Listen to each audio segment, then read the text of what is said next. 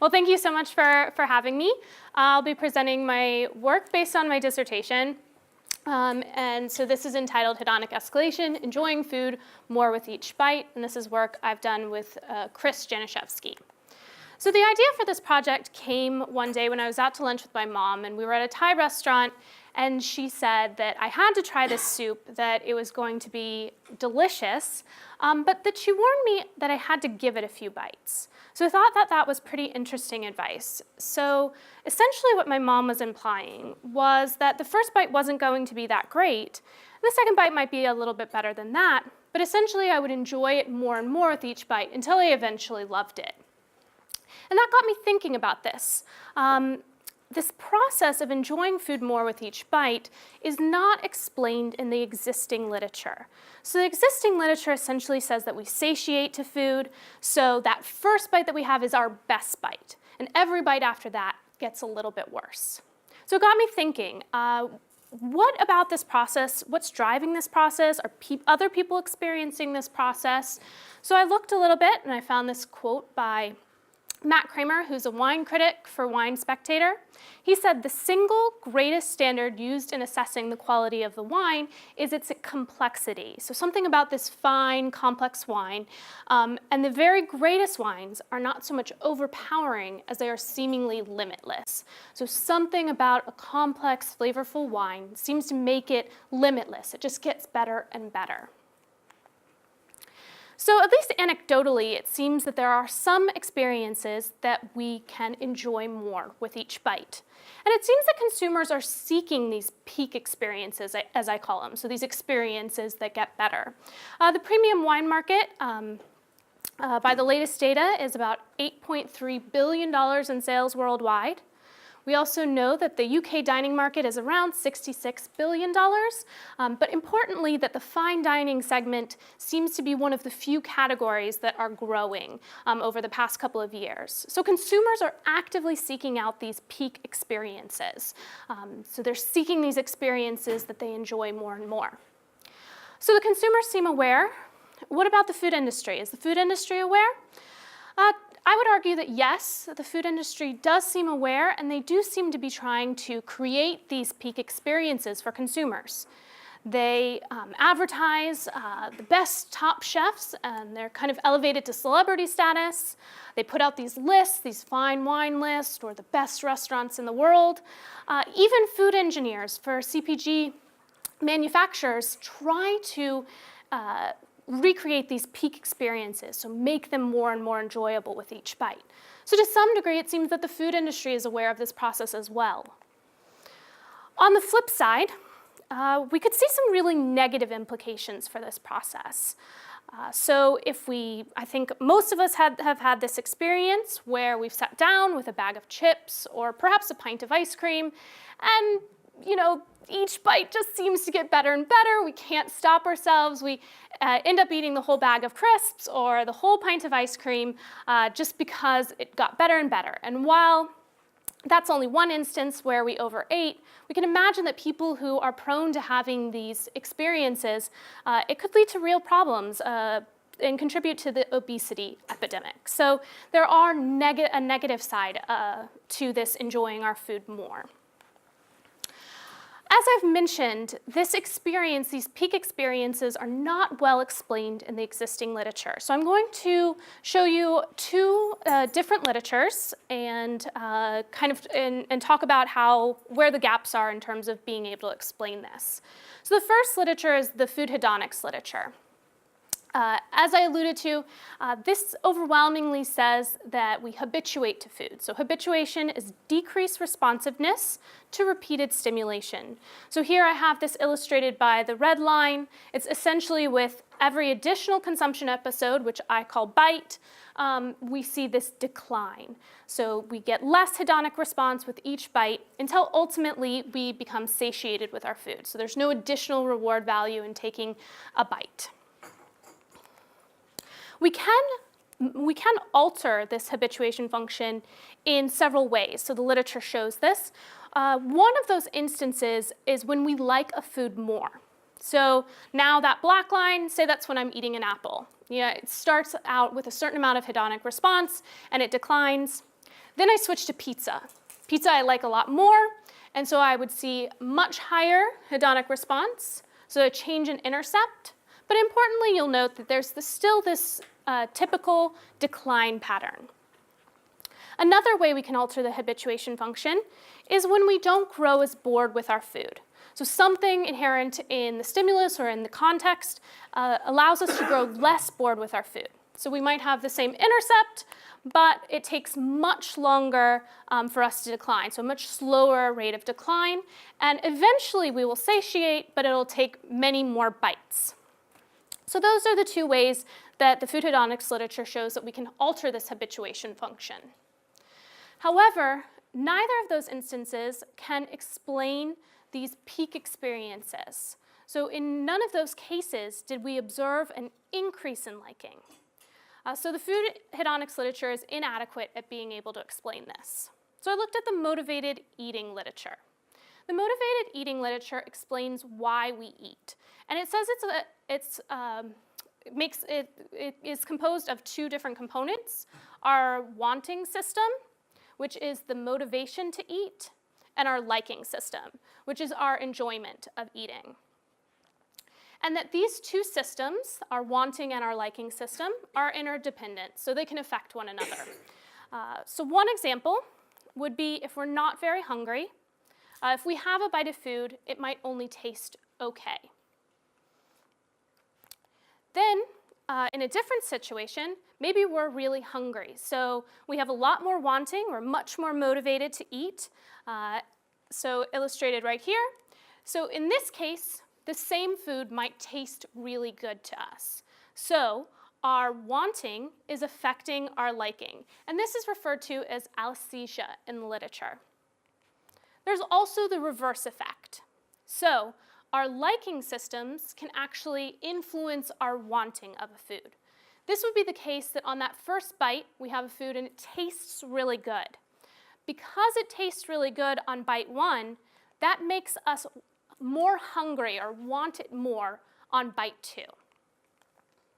And there is some evidence for this reverse Alliesthesia process. I'll present just one study, but there's a handful of research that shows this. But Yeomans found that high palatability food is eaten at an accelerated rate. So he found that when he had pasta sauce seasoned with plain tomato sauce, participants ate a certain amount in time one, so which was a block of 2 minutes, and they ate less in the second block of 2 minutes. This is consistent with habituation. We're growing more bored with our food. We're liking it less and less. This is very consistent with the literature. However, he found that when he seasoned the pasta sauce with spices, with oregano, that it tasted really good.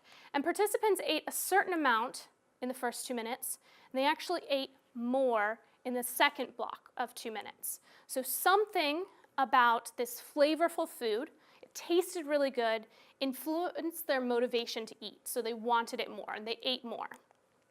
So if we combine these two effects, these reverse Alliesthesia and Alliesthesia process, we can see that here in the case of tasting food, the food tastes really good. It makes us hungrier in time two. Being hungry in time two will actually make the second bite of food taste really good. And that this can continue, so wanting and liking systems can mutually escalate. So in time two, it tastes really good. It makes us really hungry in time three. And so then on bite three, it tastes really, really good. So this is the explanation for the possibility that we could like our food more with each bite. And as you can see, we sort of, across bites, we're starting to see that increase in hedonic response or increase in liking. So this increase in liking has been hypothesized to be the sensitization process. Sensitization is increased responsiveness to repeated stimulation. So I have this illustrated with the sensitization function here in green. So again, this increase in hedonic responding with each additional consumption episode. Now, the sensitization process does not occur alone. In addition to sensitization, the habituation process is co-occurring while we're eating. So essentially, I'm combining these two literatures, the sensitization function from the motivated eating literature and the habituation function from the food hedonics literature. And the combination of these two result in our observable hedonic response. This is the actual liking ratings that people can report or tell you. And importantly, if you'll notice that while the habituation function is relatively flat or not, or doesn't have a lot of influence on the hedonic response, and the sensitization function is increasing, we can observe a hedonic response curve that has this escalation. And I call this hedonic escalation, or increased liking of a food with each additional taste. And now this could explain the peak experiences that I was talking about at the beginning. So my soup experience, or the experience with a fine wine. So in review, recapping what we've learned from the literature, there is no direct evidence for hedonic escalation or peak experiences. And the reason for this is, although I showed you some evidence of this reverse Alliesthesia process, the amount eaten can be based on either our motivation or our liking. We don't know which. So amount eaten is not equivalent to liking. So there's no direct evidence that our liking increases. And that's what I'd like to show. Also, if there is hedonic escalation, it only occurs for a minority of people. Again, this is because the literature has only shown this habituation process. So we know that that's stronger. We know that that's happening for more people. But I am hoping to show that it does exist at least a minority of the time. And if there's hedonic escalation, it probably has something to do with flavor. And that's evidenced by the wine critics quote suggesting that the complex flavors, or Yeoman's research that showed when they seasoned the tomato sauce and made it really good, that the presence of these complex, palatable flavors seem to be driving this escalation.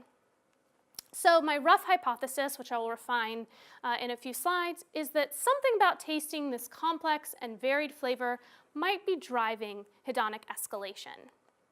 So here's my research overview.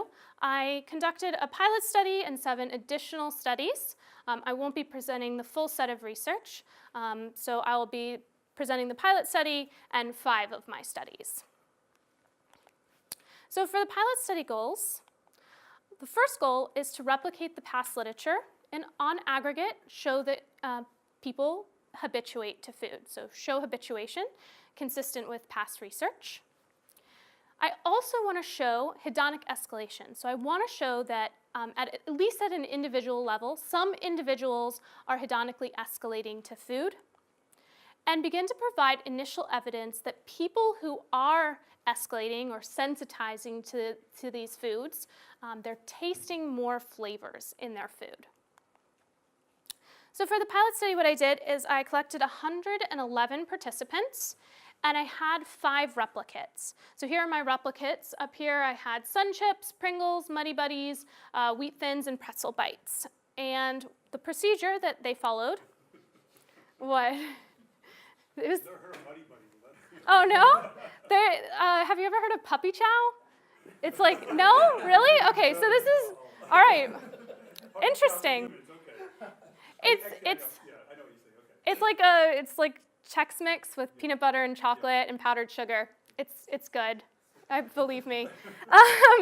All right, and so somebody finally actually packaged that. Anyways, so the procedure that participants followed were Sun Chips, or started with Sun Chips, and they ate 1 Sun Chip, and then they rated their liking on a 9-point scale. They ate the second Sun Chip, they rated their liking of that second Sun Chip, again on the 9-point scale, and they repeated this process until they had tasted all 5 of the Sun Chips and rated them. They then moved on to the next snack food, which was Pringles, repeating this process of 5 bites and 5 liking ratings. They then went to Muddy Buddies, Wheat Thins, and finally to Pretzel Bites, but they weren't quite done yet. They then ate everything a 6th time. So then they ate that 6th Sun Chip, and I asked them to list all of the flavors that they tasted. And again, for each of the 5 replicates. So here are the results from the replicates. In general, we see a decline pattern in liking. So this would be consistent, but I'll discuss it in aggregate. So these are the aggregate results. The aggregate analysis does show habituation, consistent with past research. So again, we see that the liking on bite 1 is higher than the liking on bite 5. We see that general decline in terms of liking. There's not big variation, though. It's only No, like 5.2 to 4.75. No, there isn't much variation, but this is significantly higher than this. Not every single bite is significantly different from each other, but yeah, this decline pattern over 5 bites is consistent with habituation. What I wanted to do next, now that I've confirmed that on aggregate I replicate the past literature, I wanted to look at the individual level results. So essentially, I took their response to the liking rating, which was how much did you enjoy this taste, and I classified the individual's pattern of responses into 3 different categories. So I classified their pattern of response as hedonic escalation if the first change in their liking rating was an increase. So this would be patterns such as 7, 8, 7, 6, 5, or a pattern of 7, 7, 8, 7, 7. So thus the first change was an increase. I classified the patterns as a hedonic decline pattern if the first change was a decrease. Again, this would be patterns as 7, 7, 5, 4, 3, or 7, 6, 7, 8, 9. And then, of course, a stable rate of responding. So participants said, I don't know why you're asking me this. The chip tastes the same every single time. Yeah, question? Did you vary the order in which you did the products? Were they randomly assigned to, or was it always some chip and then?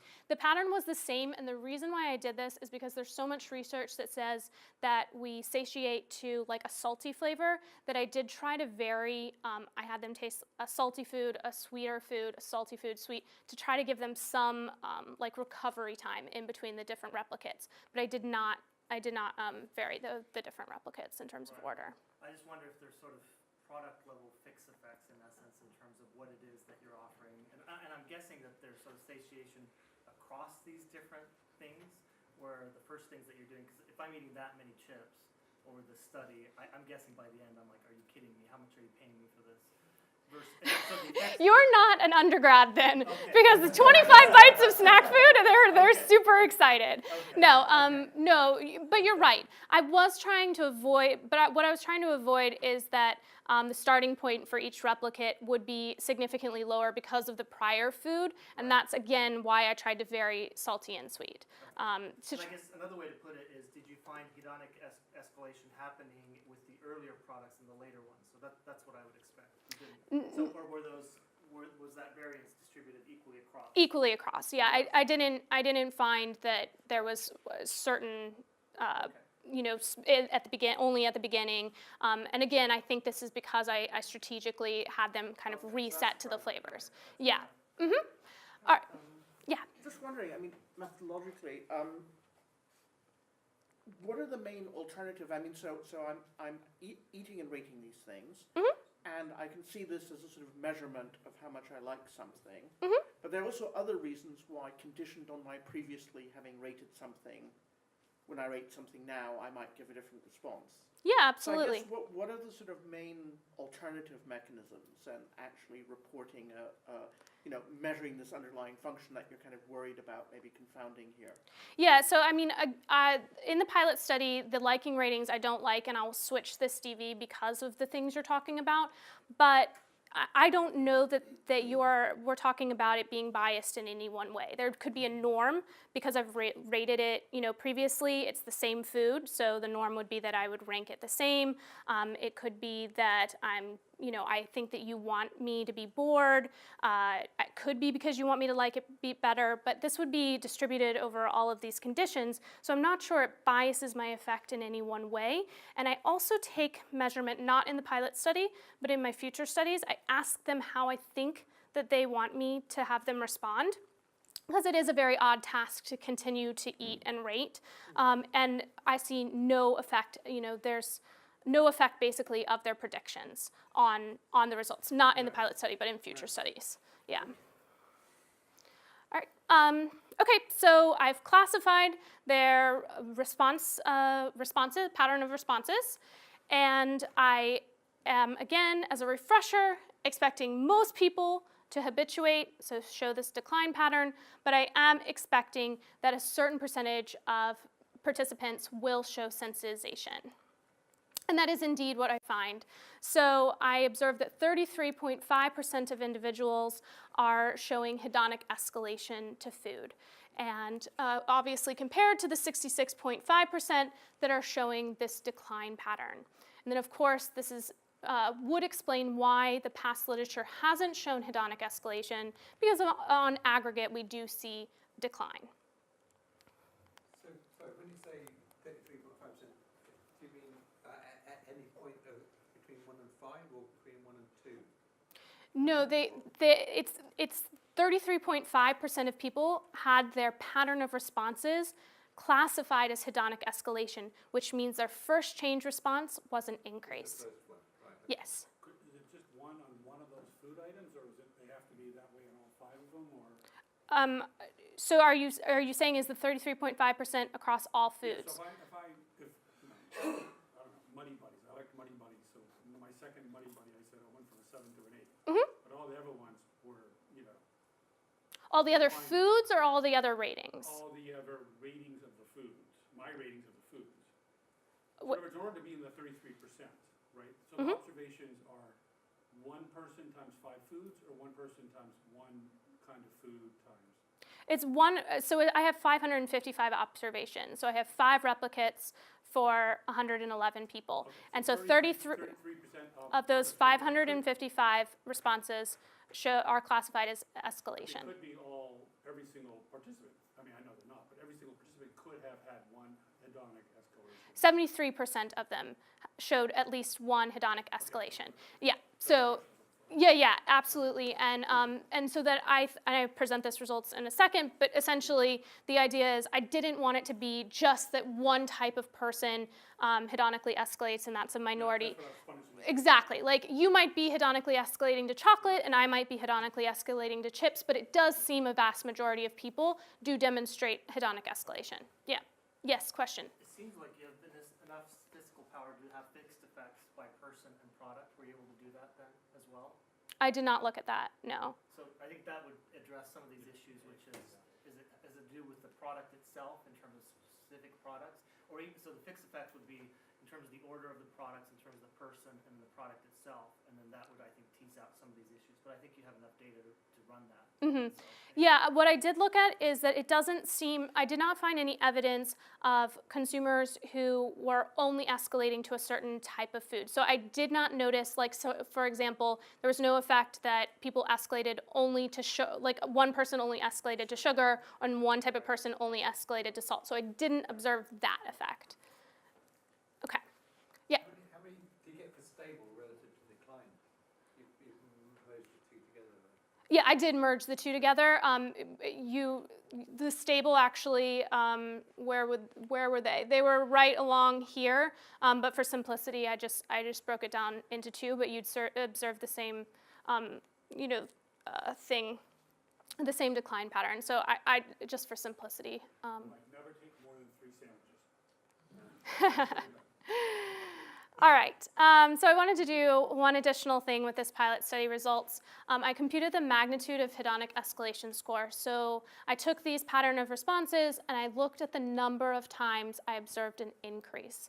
So the patterns such as 7, 8, 7, 6, 5 only increased 1 time. I scored it as a 1.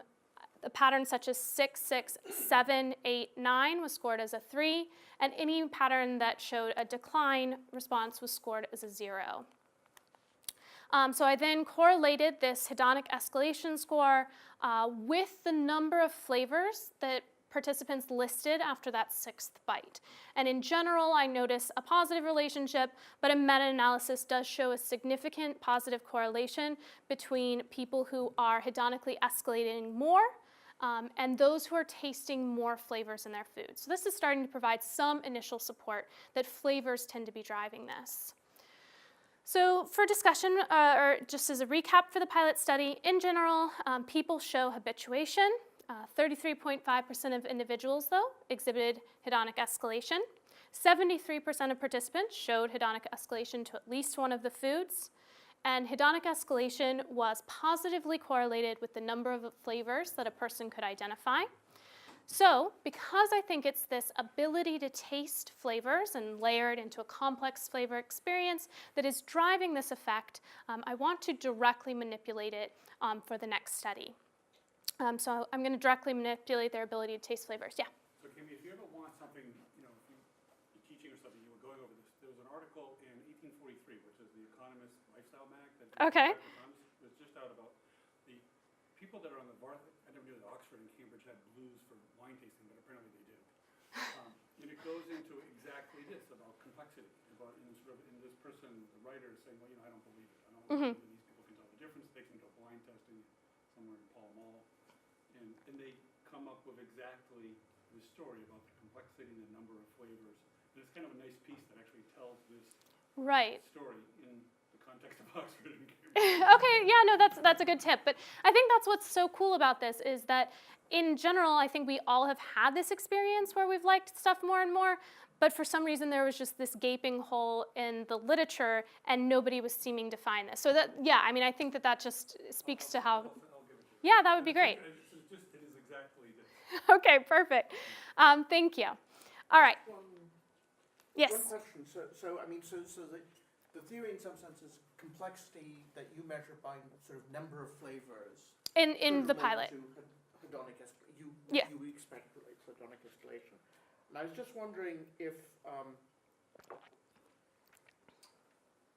obviously, sort of, you could imagine a situation where you have the same number of flavors, but depending on how they relate to each other, you might have different effects. Absolutely. So, you know, do you think that just enumerating distinct flavors is in some sense enough?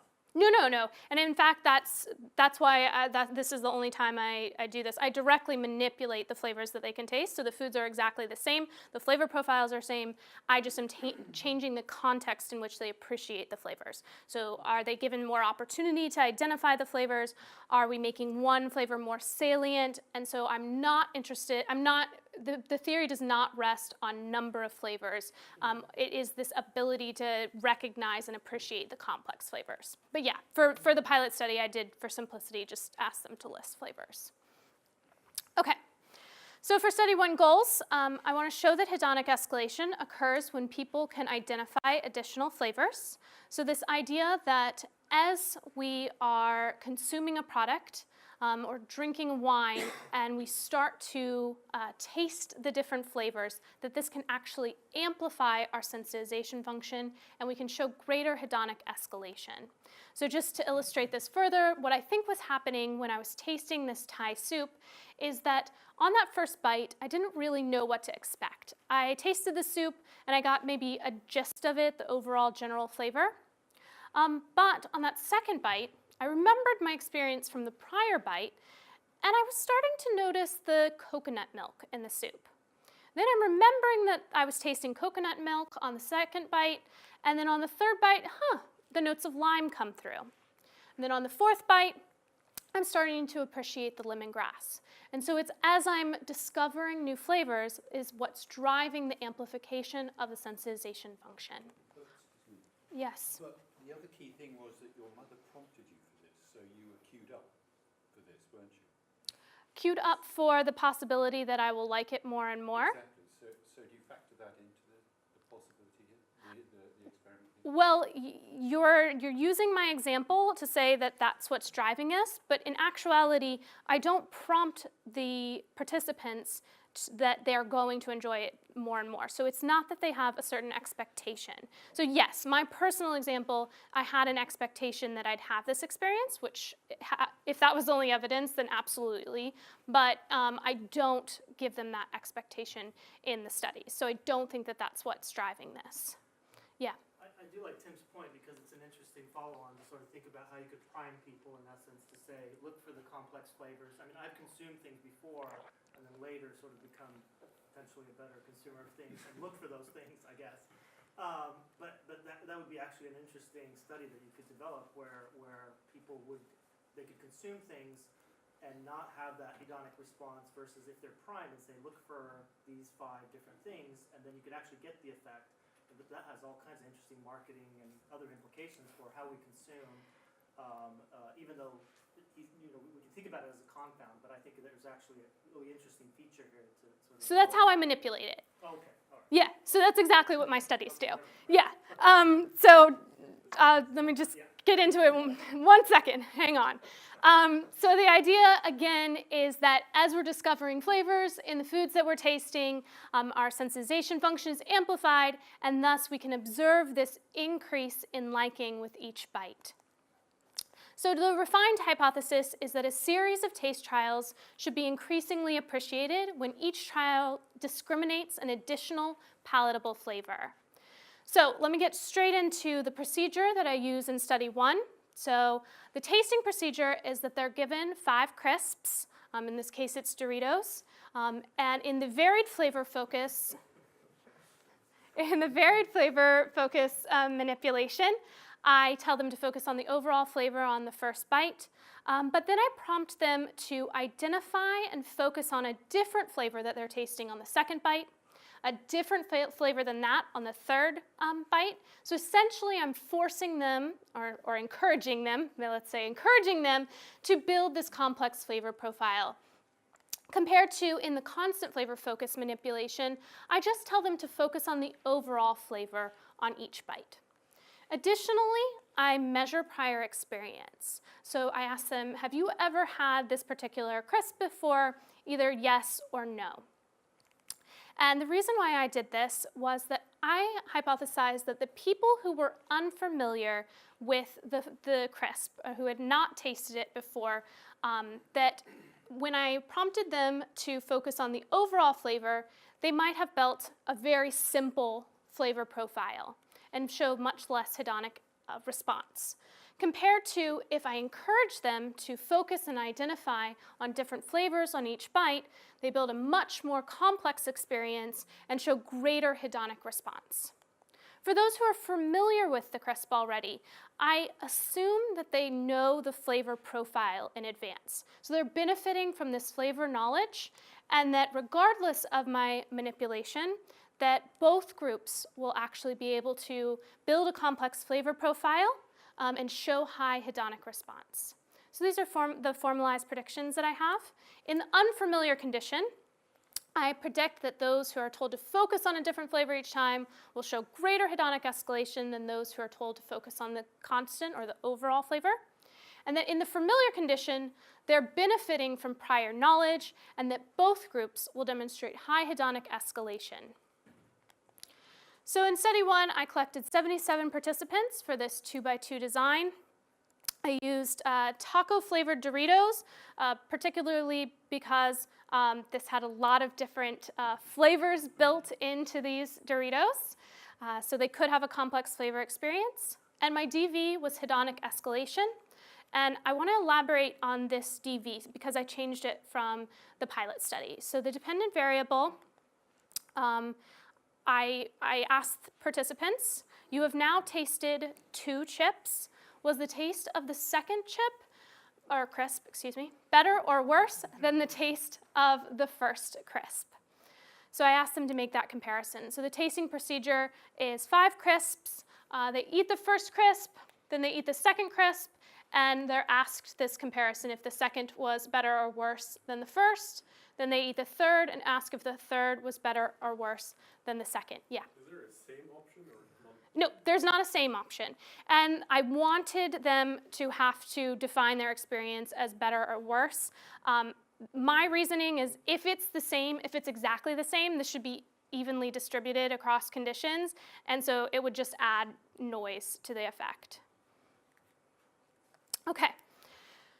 All right, so then what I did is I counted the number of consecutive times that participants answered better. So in the case of the pattern better, worse, I scored this as 1 because the experience got better 1 time before it got worse. In the case of better, worse, that would be scored as 3. It got better 3 times, so 3 bites were better. And then anything that started off with worse or got a decline, I scored that as 0. And the reason why I switched to this particular dependent variable is twofold. The first is I was imagining a situation in the pilot study where their first bite, they would have rated their liking as a 4. And then their second bite, they might have rated it as a 4.4.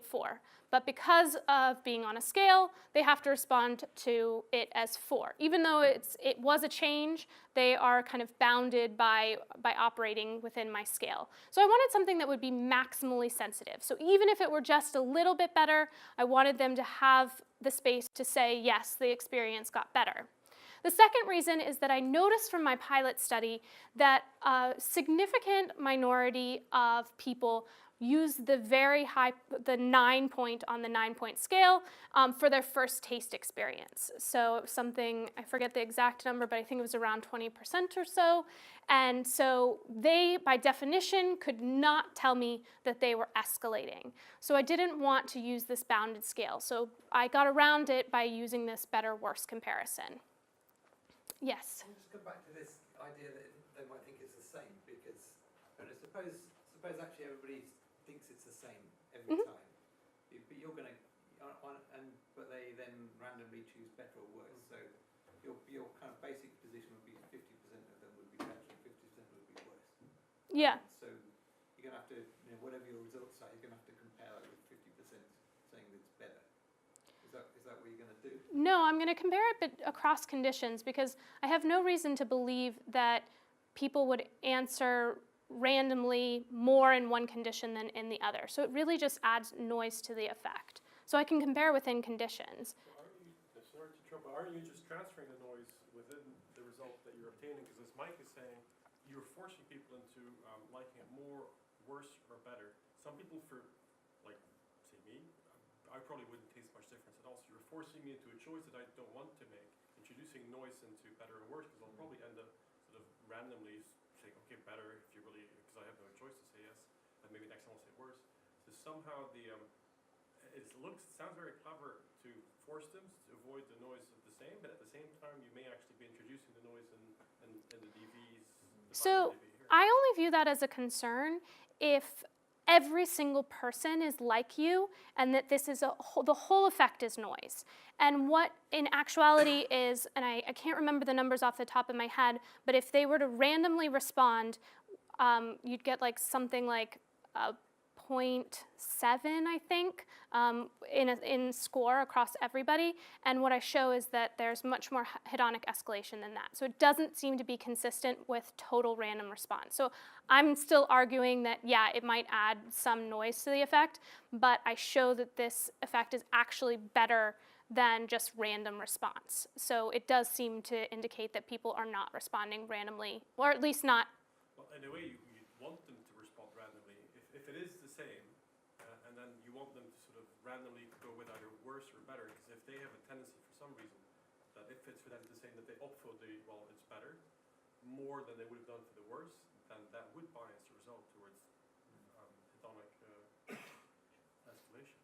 Yeah, but I guess I'm not understanding why we would see that people would automatically answer better. I mean, it just would be a random coin flip. So I understand that if a small percentage of people want to answer the same, and so, that just adds noise. It's not everybody is wanting to answer the same, because in actuality, my results show that it's much higher than it would be. And I just have no real reason to suspect that people are always answering better if they just really want to say the same. So I guess I'm not extremely concerned, but you're right, that could be an issue if there was a strong, belief that for some reason people wanted to answer better when they were going to say the same. Yeah, so I agree with you. You're right. That is a concern. Did you ever do any pre-tests where you had the same? No, I didn't.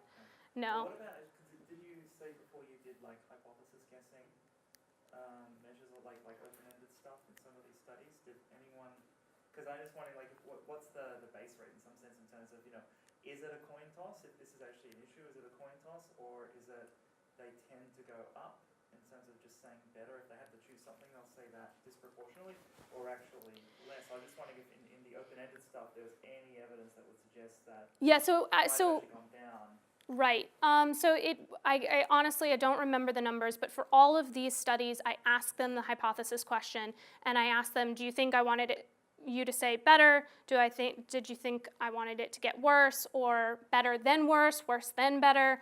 And most selected that option, worse than better, better than worse. Like they were, that was what, so it really, they didn't seem to have a clear idea of maybe what I was expecting. So I know that for at least demand, I'm not as concerned about demand effects, but I don't have the data to speak to if there's bias in that way. Yeah, question? This is partly to my own understanding, but isn't this exactly what your pilot study did?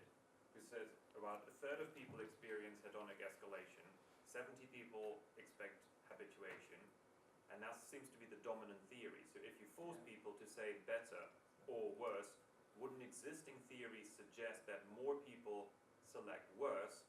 And if you can then, against that hypothesis, still show hedonic escalation, you've basically biased your data against your findings. So we should have more confidence in your finding than less, based on what your pilot study found, shouldn't we? I think so, yes. Thank you. Yes. Question. Yeah, on a slightly different issue. So when I look at, for example, the score equals 0, when they're conceptually, it looks like there's some delayed hedonic escalation going on here. When someone says worse, but then better and better, why isn't that interesting? So it's because I can't tell what it is. So there's a lot of research that says that we can habituate, and there's this process of dishabituation. So there are certain things that once we start declining, that it will alleviate some of that. And so I'm not interested in this dishabituation process. I really want to observe sensitization. So I'm being very conservative and only defining sensitization as something that starts initially. So yeah, it's for conservative reasons. Yep. Okay. You mentioned that the demand isn't an issue here. I wondered, sort of a hard test here would be to give somebody a chip, but it's actually not that complex. But because you prime them and you say that this is a very complex thing, look for each bite and so forth, that they're actually finding something there that isn't actually there. And so I'm sort of wondering about that demand effect. And so could you give somebody water and say, in your first taste, look for the calcium and the iron, I don't know, whatever. Yeah. And so, what, to what extent does the product matter? Because I was surprised when you said complex flavors and then you have the tortilla chip.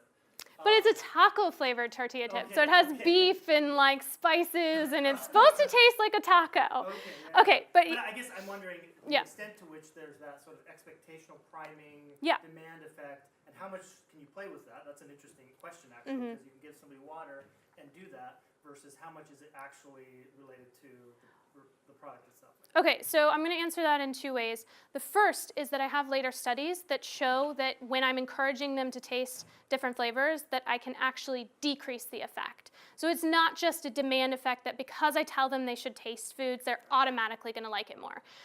So that's one piece. The second piece is kind of relating to how much is your mind playing with your effect of your taste buds. And I absolutely think that that happens. So I think that, maybe not with water, but you could take something that was a little less complex, and if they're trying to discover the nuances, that your mind makes it true. So I guess hopefully that answers. Yeah. You ever find that some things are just too complex?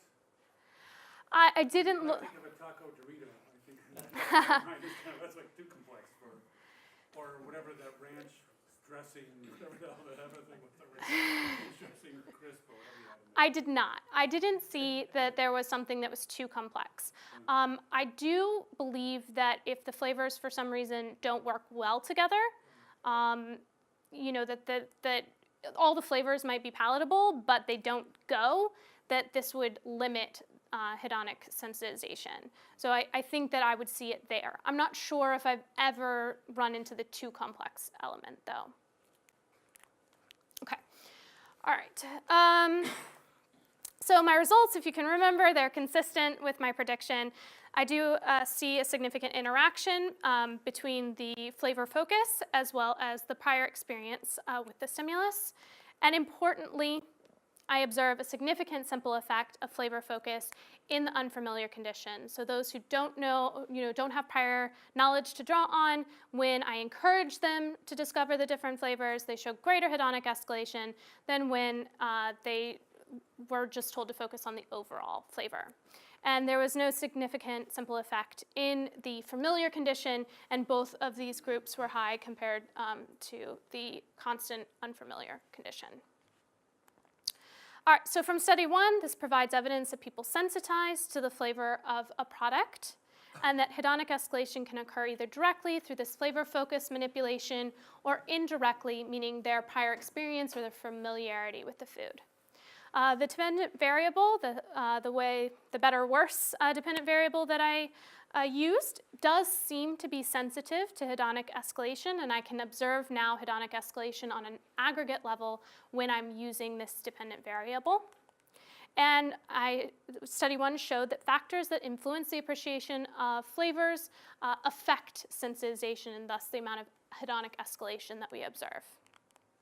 Now for the next study, I want to directly manipulate flavor profile knowledge. So the reason why I did this is that in study 1, I just measured prior experience. So I took that as an indirect measure of flavor profile knowledge. So I made this assumption. I no longer want to make the assumption that just because people have had that crisp before, that they know and can use this flavor profile knowledge. So I then want to manipulate their flavor profile knowledge. So in study 1, the conditions are unfamiliar and familiar. In study 2, the conditions are, the similar conditions will be unknown flavor profile and flavor profile provided. So that would be this change from study 1 to study 2. The basic procedure is the same, such that they taste 5 cups of juice. In the flavor profile manipulation, in the unknown condition, I tell participants the juice you will taste is a novel mixture of juices. And in the flavor profile known condition, I tell them the juice you will taste is a popular brand of mango, apple, and passion fruit flavored juices from the grocery store. So I give them that flavor profile knowledge. I also wanted to manipulate their ability to discover these flavors on their own. So I kind of thought back to how we taste wine. When we're tasting wine, to encourage tasting all the flavors, we're supposed to sip it slowly, swish it around in our mouth, make sure it touches all of our taste buds. So I wanted to use a manipulation that was sort of similar to that. So I had 2 tasting speeds, either slow. This is where I instructed participants to drink the juice slowly, allow the juice to rest in their mouth so that their taste buds can absorb the flavor, or quickly. I wanted them to drink quickly and not allow the juice to rest in their mouth. So my predictions for this, yeah. I was just wondering, in the 2 primes that you give them, popular, I was just wondering, I mean, that's more than just, I mean, that could be a prime telling them this is you mean well liked. Yeah, so in the known condition, yeah. Rather than just giving them information that they know the flavor profile. You're kind of saying this is a flavor profile that is generally liked. Yeah, no, that's a confound, and the reason why I did that is that I was worried that they would think that I was somehow messing with their juice. So that there was a lot of concern in the lab that they would come in and they were eating like freaky things. So to be honest, and so what I was trying to do is avoid them thinking that I had somehow altered it in a weird way, but you're right, it could have done the opposite. So that is a concern with this particular study.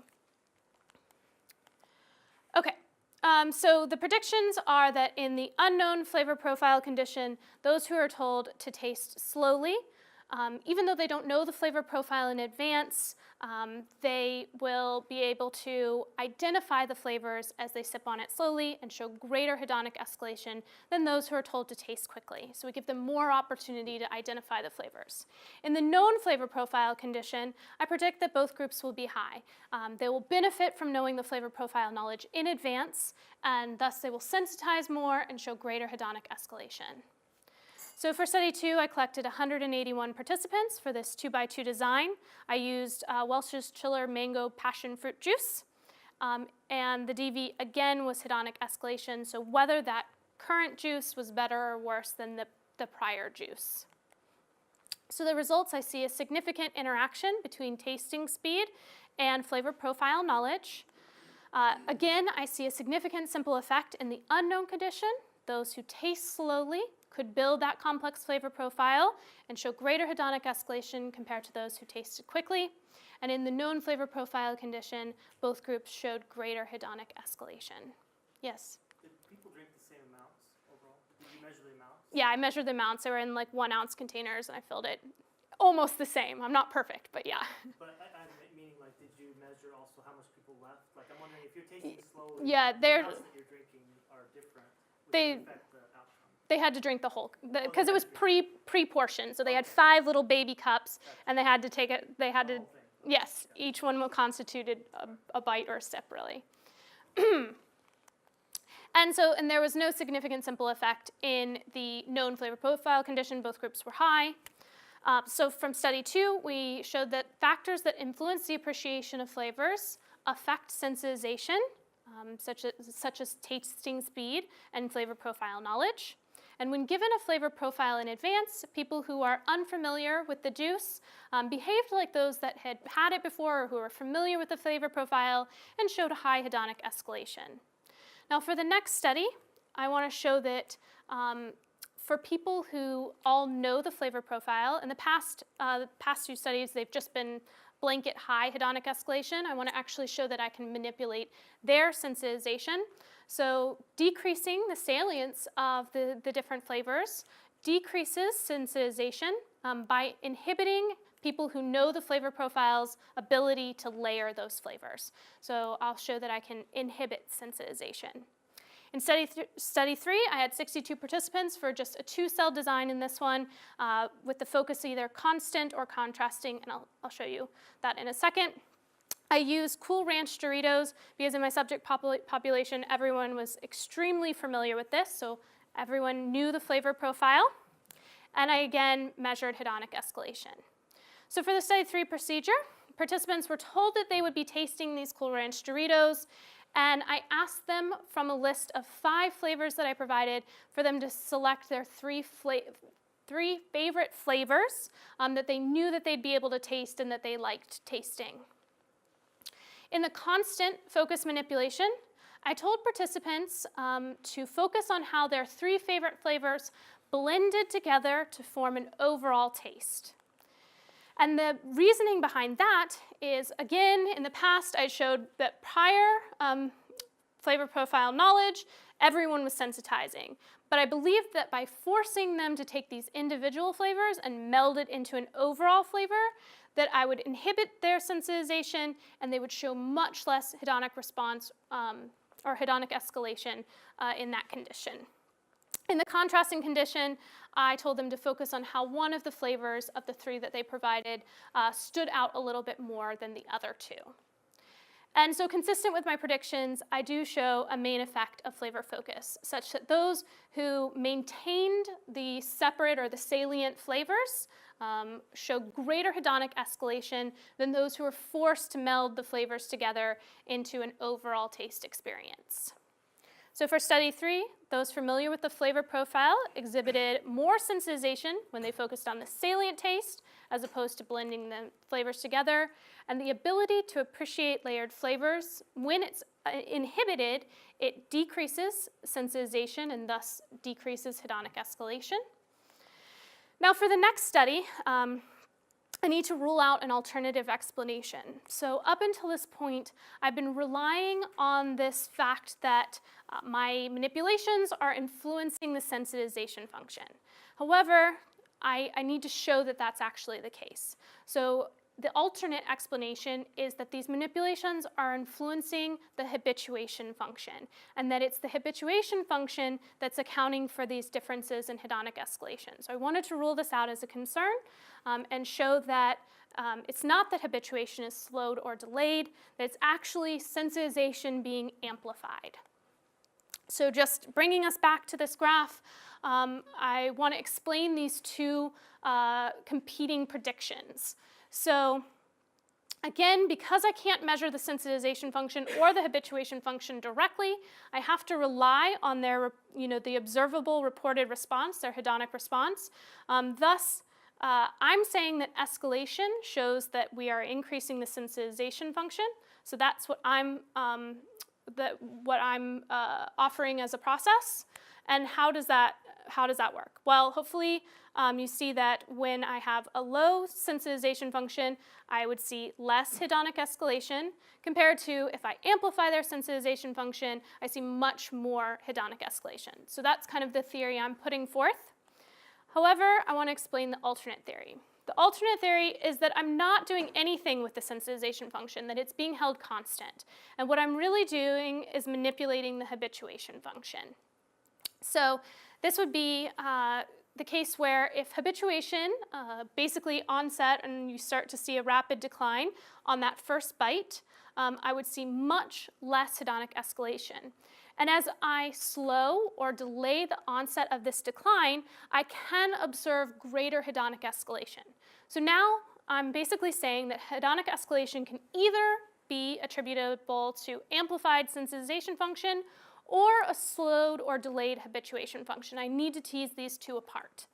So I need to rule out this alternative explanation, and the way I did that is I chose memory interference. So memory interference reliably affects habituation in one way and affects sensitization in the opposite way. So let me explain that a little bit further. So if the manipulations are just delaying the onset of the habituation function, interfering with the memory for the prior consumption episode should increase hedonic escalation. So it's been reliably shown in the habituation literature that if you insert a break or you insert a different activity, something that messes with the memory for the prior experience, people grow less bored less quickly. So there's a delayed response. So this could explain my prior studies in the no interference condition. What you would say is that in the alternate case, that when I tell people to focus on different flavors, I'm essentially just manipulating the habituation function because each experience feels slightly different, so they're not growing as bored, and that's why we're observing this greater hedonic escalation. So decreased similarity, because I'm having them focus on different things, slows habituation. And then in the interference condition, inserting this other activity actually this memory interference will slow habituation even more.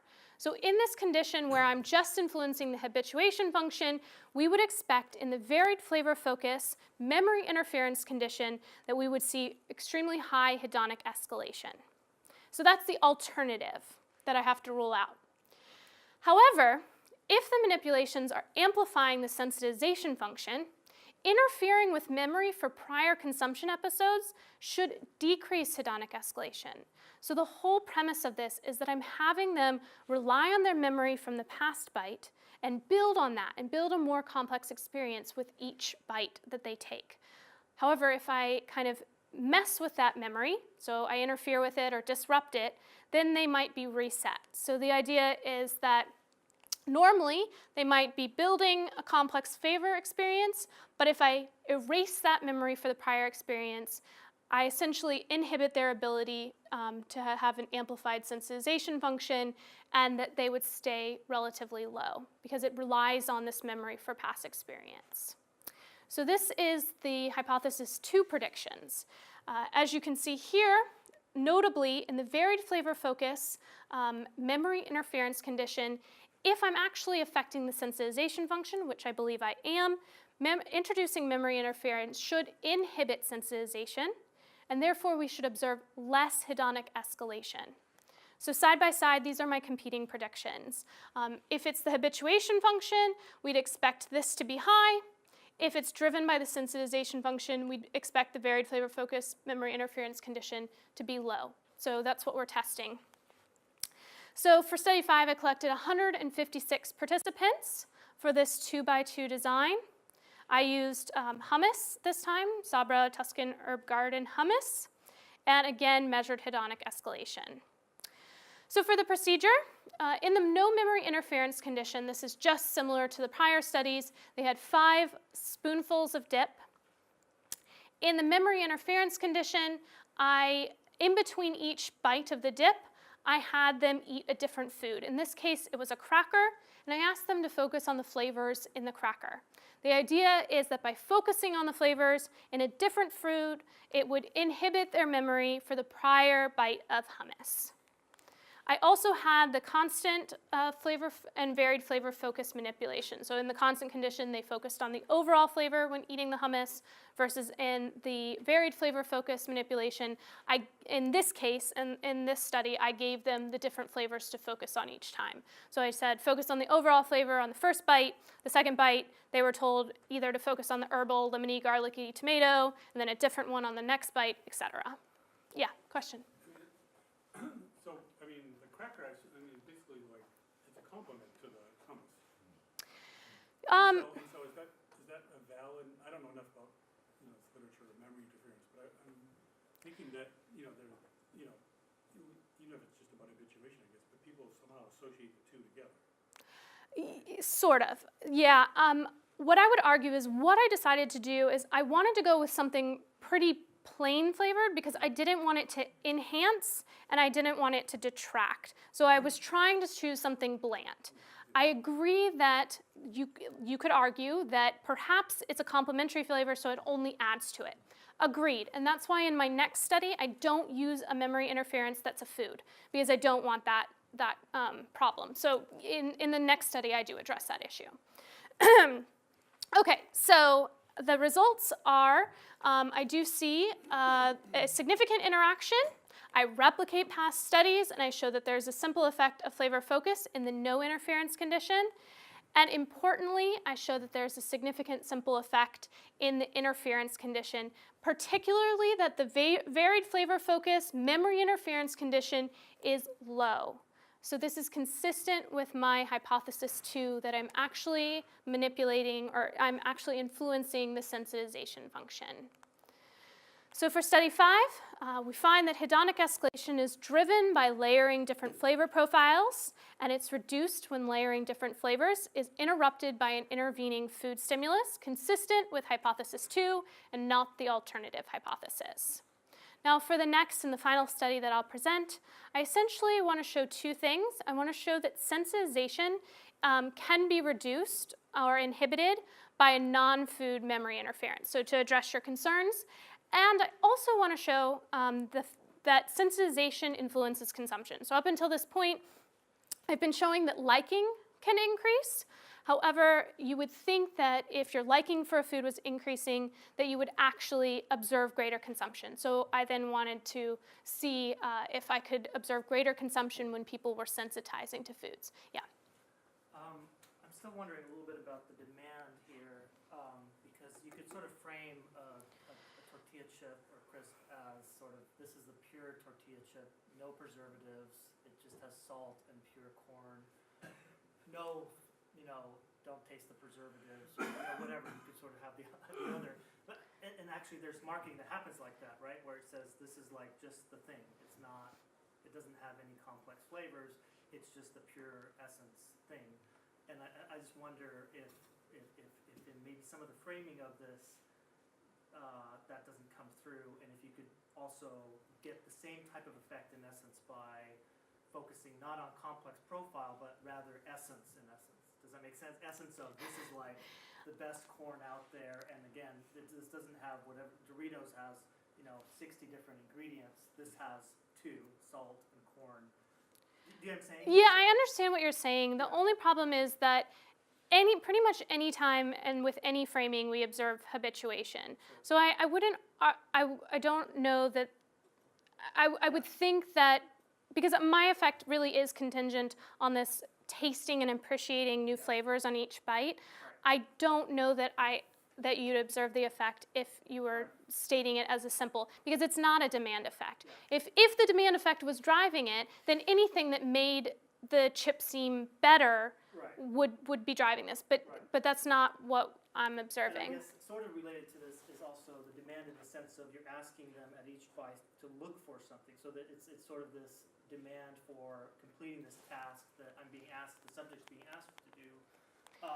Yeah. And I don't know what that would look like, I guess, in the other case where you're talking about an overall profile versus look for the apple taste or for the, for the whatever. Yeah, but the reason why I would argue that it's not a demand effect, because in my varied flavor focus, so I'm telling, focus on this new flavor, focus on this different flavor, we observe low hedonic escalation, and it doesn't look that low in this, but I've replicated this across many studies that it's lower. And so in cases where we might be increasing their motivation to try to taste flavors, or introducing this demand effect by telling them to taste different flavors, I have replicated this many times that it's low. So I don't think that it's demand that's driving this. Okay. So for study 6, the procedure was drawn from study 3, where all the participants were familiar with the flavor profile. Participants in this case were told they would be tasting nacho cheese Doritos. Again, very high usage rate in my subject population. So participants, again, selected 3 flavors, this time out of a list of 7 that I provided, that they thought that they could taste and that they would enjoy. And then, again, drawing from study 3, I used the constant and contrasting focus manipulation. So either blend the flavors together in the constant condition, or focus on which one's salient on this bite in the contrasting condition. Then I added my memory interference manipulation. So I had irrelevant interference. This is where I asked participants to list the situations in which you would eat food X. In the relevant interference condition, I asked them to list the flavors in food X. And the food X was drawn from a large bank that I randomly inserted into the question each time. So it could be mashed potatoes, s'mores, pancakes, grilled cheese, spaghetti. And the idea behind this manipulation is they weren't eating anything, and that those that focused on the situation in which they would eat it, this would interfere less with their memory for the flavors in their last bite. Whereas if they were asked to think of the flavors in this different food, that would interfere more with their memory for the prior taste experience. Then the procedure was that participants had the first Dorito, they received the irrelevant or relevant memory interference manipulation. They had the second Dorito.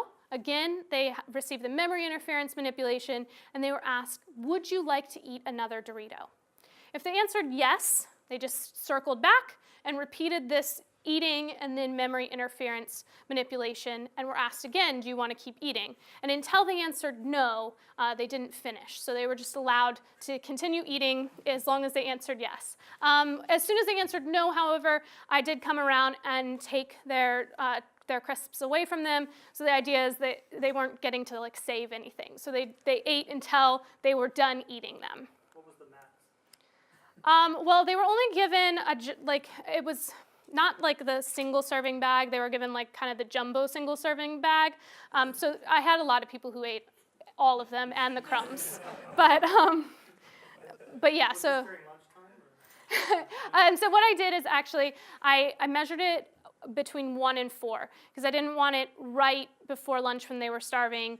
And yeah, I figured. But I did actually try to put it kind of in the middle of the day where it would be more, they wouldn't be starving. Okay. How difficult was to get it through IRB? To get people to eat all this kind of food? Oh no, the IRB was fine with it. Our IRB was really lax at Florida. Yeah. This is the Floridian standard diet. Yeah. Well. This is absolutely. So.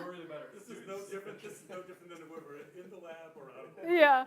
Yeah. So yeah, no, it was actually quite easy. Apparently, I got IRBs for all sorts of crazy things, but this was good. And then the DV was changed. It's not hedonic escalation anymore. Now I measured the number of crisps that they actually consumed. So my prediction is that in the irrelevant memory condition, this would replicate the no memory interference from the prior study, and that those who focused on the most salient flavor on each crisp would show greater hedonic escalation, or they would sensitize more, show greater hedonic escalation, and eat more Doritos compared to those in the constant flavor focus condition. Conversely, in the relevant memory interference, so those who are recalling the flavors in between each bite of the Doritos, I expect that those who focus on the contrasting flavors will be low, again consistent with me manipulating the sensitization function. So because the sensitization function is inhibited, They are not liking their food more with each bite, and they are eating less of the Doritos. And I do find this consistent with my predictions. There's a significant interaction between flavor focus and memory interference. There's a significant simple effect in the irrelevant interference conditions, such that those focusing on the contrasting flavors, it was marginal, but they generally ate more Doritos than those in the constant flavor focus manipulation, and that in the relevant memory interference condition, we see that those who are focusing on the contrasting flavor focus are actually sensitizing less and eating less than those in the constant flavor focus. How do we write 6 Doritos or 60? Yeah, so yeah, so on average, you're seeing about 5 Doritos eaten. And it varied widely. I had people who ate their required 2 Doritos and they were done, a large proportion of people. And then, like I mentioned, there were some that ate the whole thing.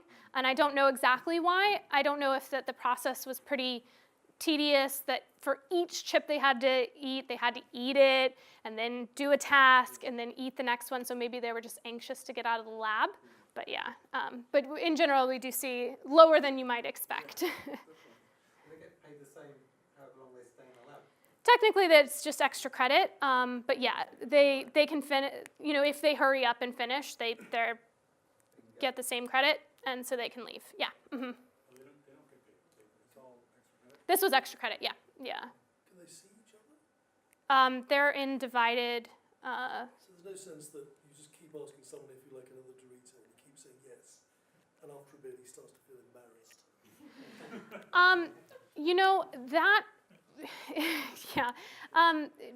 They're divided, so they're not seeing how much that they're eating, but they're all in the same room at the same time, and since they do have to call me over, it could be that they're seeing when their friends are raising their hands. I'm just wondering if the jocks eat a lot more, or is there something else potentially interfering with this? People are less likely to care that you just watch them eating 200 Doritos, or more likely to do so. But how would that be affected by my manipulations? Okay, so I think that it's possible that these factors are at play, but I think that they're acting equally on all the groups. All right, so to kind of wrap this up, for Study 6, Study 6 provides additional support that sensitization is reduced when memory used to layer the different flavors is interfered with. And then in this case, it's using a non-food interference. Then provide evidence that, the Study 6 provides evidence that sensitization influences consumption. So it tends to be that people who are sensitizing more to their food are opting to consume more. And so to recap, in general, when food gets better and better, we see that hedonic escalation was shown to be a function of a person's ability to identify and layer complex flavors across the different bites or the different consumption episodes. And that sensitization was enhanced when people tasted more flavors, when they were encouraged to focus on a different taste dimension in Study 1, when they were given additional time to taste or discover these flavors, when they were directed to isolate the salient taste compared to when they were told to just blend the flavors together, and that sensitization was enhanced when people did not have a memory interference, or that the memory interference that they had was irrelevant to memory for the prior flavors. So in conclusion, the main issue that I was trying to accomplish is show that hedonic escalation exists. So people can like a food more with each bite, and I directly show that liking can increase with each bite that they take. And that sensitization can be measured using this DV of hedonic escalation. And sensitization is or can be altered by situational factors, such as the ability to taste flavors or making flavors more salient. And I think that this has several practical implications. One would be for marketing, so you can market to increase sensitization. So it might be that our tasting or our sampling programs in store would be better off by having people take multiple bites and instructing them to focus on different flavors with each bite that they take. or that even here's a menu from Brewdog, which is a brewery in London. What they do here is, in addition to allowing you to taste the flavors of their beer, so you can sample their beer before you buy it, it gives you the flavor profiles for each beer. So it will help or aid you in tasting these different flavors, and so that this should encourage consumption or purchase of these beers. This old-fashioned primer. You mean? Yeah, you're gonna, I mean, think of those restaurants you go into and, I mean, sometimes the menu seems overcomplicated to me, but, you've got pineapple and you've got this and you've got that. Yeah, so My understanding is that, you're paying for theoretically a gourmet experience and we're gonna deliver it to you because we have all these flavors here, right? And same here with these craft brewers, right? This is like to Teppo's point about the tortilla chip with the salt and the corn, right? right. That's what we have. Yeah, so I mean, it's essentially directing them or facilitating this process of creating and appreciating a complex flavor experience. Yeah, absolutely. Okay, and then again, I think that this research could have some important implications for health and public policy, such that when we're sitting with that bag of crisps and we can't stop and we know we're sensitizing and it's just getting better and better, it's possible that we can use some of these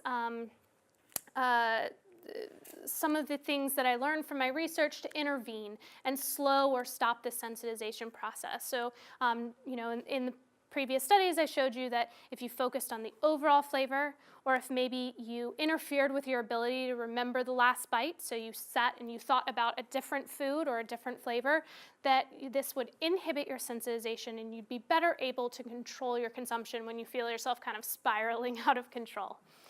All right, so that's all I have for you. Thank you so much. Are there any other kind of remaining questions?